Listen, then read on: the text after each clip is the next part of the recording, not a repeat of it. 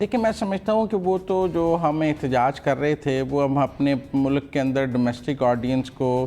Pacify کرنے کے لیے کر رہے تھے، کیونکہ گورنمنٹ اور تو کچھ کر نہیں رہی تھی، تو اس کا خیال تھا کہ کسی طرح ملک کے اندر تو وہ یہ مقدمہ بنا لے کہ ہم کشمیر کے لیے بہت کچھ کر رہے ہیں، اور فوری طور پر جو رد عمل ہے پاکستان کے اندر بھارت کے اقدامات کا، اس کا بیک لیش کہیں حکومت کے اوپر نہ آئے کہ حکومت کچھ نہیں کر رہی۔ وہ شاید حکومت کی سیاسی مجبوری تھی، اس کا کوئی مسئلہ کشمیر کے حل سے اور کوئی کشمیریوں سے اظہار یکجہتی کا کوئی تعلق نہیں تھا، اس کا زیادہ تعلق حکومت کی اپنی سیاسی مجبوری اور اپنے سیاسی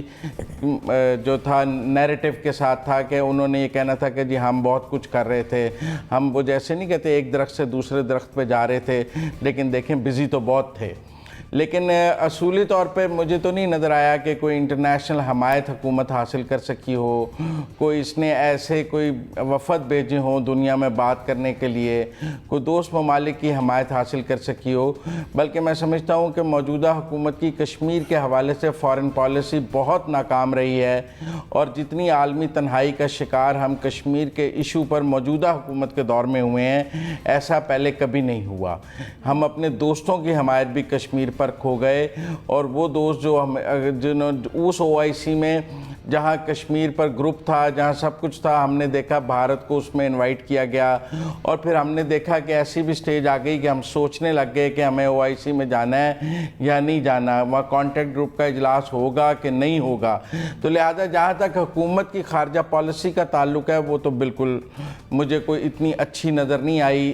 بھارتی اقدامات کے بعد۔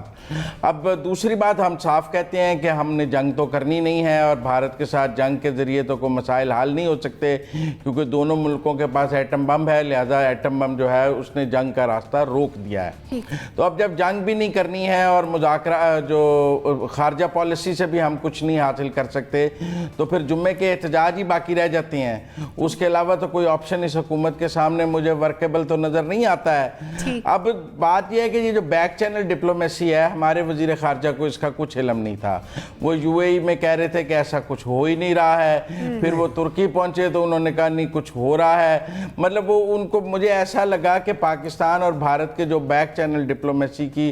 جو خبریں میڈیا میں لیک ہوئیں کچھ بہت اہم ذرائع سے، اس کے بارے میں ہمارا وزیر خارجہ بالکل لا علم تھا، یا لا علم تھا یا قوم سے جھوٹ بولنا چاہ رہا تھا اور اس کو دبانا چاہ رہا تھا، لیکن جب میڈیا میں بہت بات آ گئی انہوں نے کہا چلیں تھوڑی سی مان لیتا ہوں، پھر تھوڑی سی مان لیتا ہوں، پھر تھوڑی سی مان لیتا ہوں۔ یعنی ان شارٹ آپ کو بات آگے بڑھتی مجھے لگا کہ وزیر خارجہ یا پوری طرح آن بورڈ نہیں تھے یا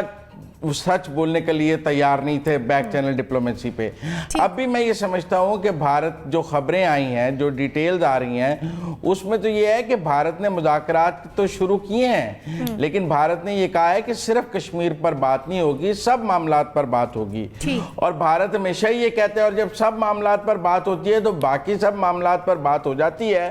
اور کشمیر پر بات نہیں ہوتی ہے۔ تو اب بھی ایسے ہی ہوگا کہ باقی سب معاملات پر، کیونکہ خبریں تو یہ آئی ہیں کہ سرکریب پر ڈیولپمنٹ ہو جائے گی، پانی پر ڈیولپمنٹ ہو جائے گی، پیپل ٹو پیپل کانٹیکٹ پر دیکھیں نا سیز فائر ہو گیا، سب کچھ ہو جائے گا، کشمیر کا کچھ نہیں ہوگا۔